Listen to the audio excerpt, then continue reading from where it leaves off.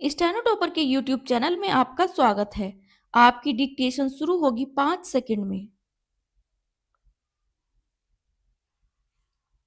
अध्यक्ष महोदय, दीवानी न्यायालय में विचाराधीन वादों के त्वरित और निष्पक्ष निस्तारण हेतु यह अत्यंत आवश्यक है कि न्यायिक प्रक्रिया में किसी भी प्रकार का विलंब न हो।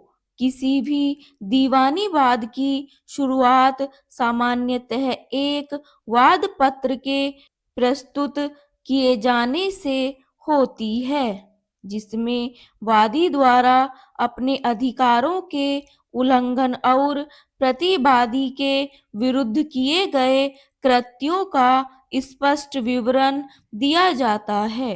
न्यायालय द्वारा वाद पत्र के प्राप्त होने के उपरांत प्रतिवादी को समन जारी कर नियत तिथि पर अपना लिखित कथन प्रस्तुत करने का अवसर प्रदान किया जाता है।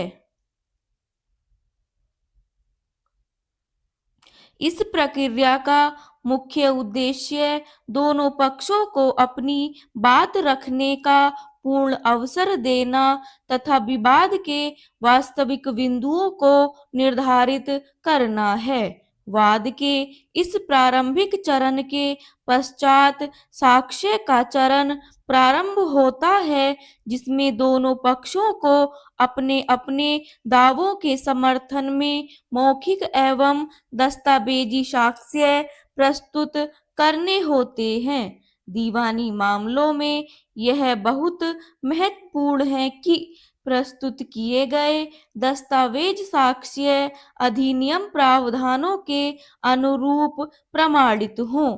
न्यायाधीश महोदय द्वारा गवाहों के परीक्षण और प्रति परीक्षण की वीडियोग्राफी या लिखित अंकन की संपूर्ण प्रक्रिया अत्यंत सावधानी पूर्वक संपन्न कराई जाती है, ताकि न्याय प्रणाली में पारदर्शिता बनी रहे।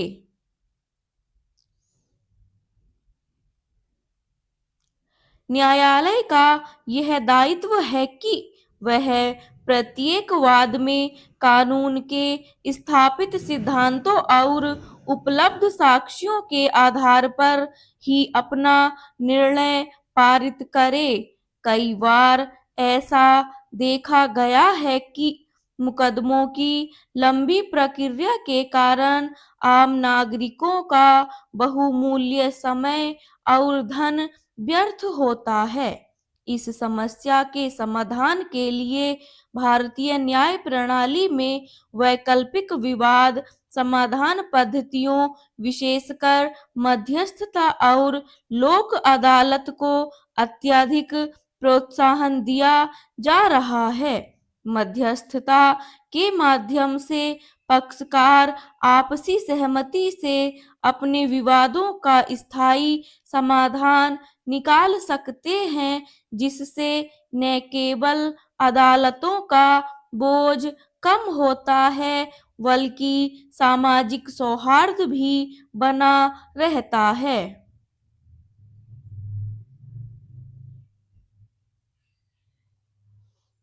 इसके अतिरिक्त अदालती कार्यप्रणाली को अधिक सुगम बनाने के लिए अब सूचना प्रौद्योगिकी का भी व्यापक उपयोग किया जा रहा है।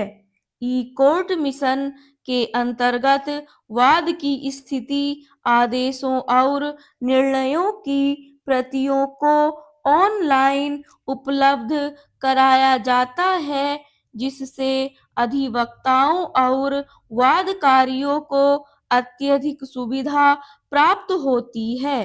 तथापि यह भी उतना ही सत्य है कि न्याय की इस संपूर्ण व्यवस्था की रीढ़ कुशल और निष्ठावान कर्मचारी होते हैं। एक आशुलिपिक यानी स्टेनोग्राफर की भूमिका इस पूरी प्रक्रिया में अत्यंत महत्वपूर्ण होती है।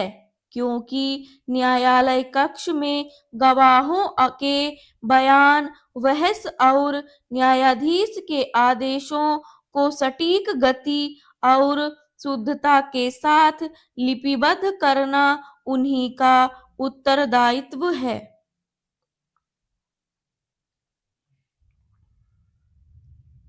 श्रुति लेखन के दौरान एक छोटी सी भी त्रुटि संपूर्ण न्यायिक दस्तावेज के अर्थ को प्रभावित कर सकती है। इसलिए आशुलिपिक के लिए यह आवश्यक है कि वह विविध शब्दावली, व्याकरण और न्यायालय की कार्यशैली से भली-भांति परिचित हो। अंततः हमारा यह सामूहिक प्रयास होना चाहिए कि हम दीवानी न्याय प्रणाली को अधिक संवेदनशील, पारदर्शी और प्रभावी बनाएं, ताकि समाज के प्रत्येक वर्ग को समयबद्ध तरीके से वास्तविक न्याय मिल सके और संविधान में निहित न्याय के आदर्शों की पूर्ण प्राप्ति सुनिश्चित